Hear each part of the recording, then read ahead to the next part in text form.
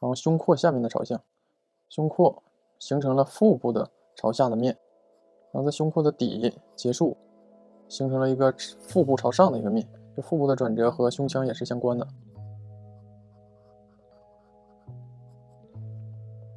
它比较强壮，所以说手臂的比例都会比较大一些，手臂更粗实一些，更粗壮。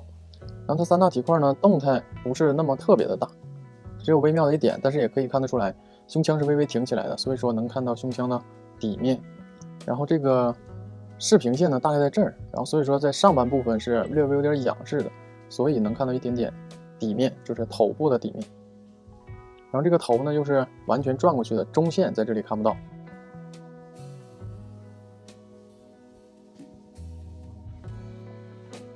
这是颞线，下来是颧骨，然后是颧弓，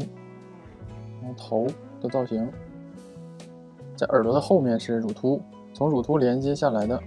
就是胸锁乳突肌，这个是胸骨端，这边是锁骨端，这是锁骨。这是两个上臂朝向不一样，后边的这个是朝后的，前面的这个呢是朝前的。所以要注意它们横断面的朝向注意这个弧度的朝向。然后手臂的正面呢略窄，侧面略宽，所以概括起来它的体积呢就是这样。肱三头肌呢更鼓更大一些，这是上臂概括的自然形态。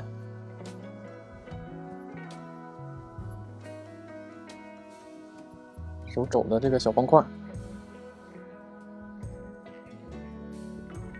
那注意它胸腔是向上抬的，也就是说它的胸骨要向上抬，注意好胸骨的朝向，胸骨下面是剑突，然后胸廓下面的朝向，胸廓形成了腹部的朝下的面，然后在胸廓的底结束，形成了一个腹部朝上的一个面。这腹部的转折和胸腔也是相关的。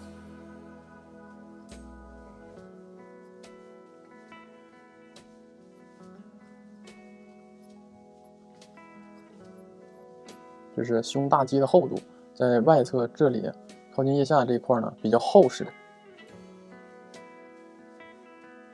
手腕这里有一个运动，从侧面看的话是这样，这个是手是这样贴在这个腿上的，手腕在这里呢有个弯折。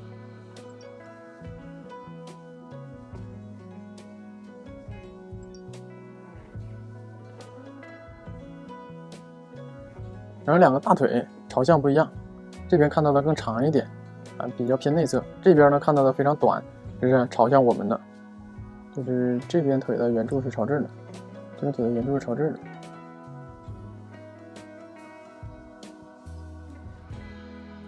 然后它还在往外掰，所以这里能看到一点点底面。在造型上，哪怕很小的一个面都不能放过，一旦放过了，你这个造型就有点缺东西，看起来呢就不那么完整。有的时候出效果就是靠那些微不足道的小面，而不是大面。大面大家都能看得到也都容易画得出来，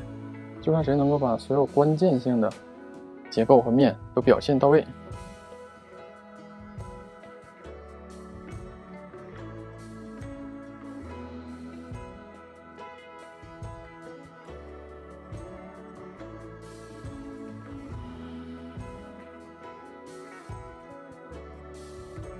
小腿下来之后，它连接的脚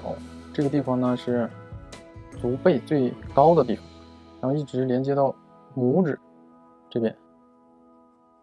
就是这边是最高的，另一侧低的过去呢，在这个角度看不到。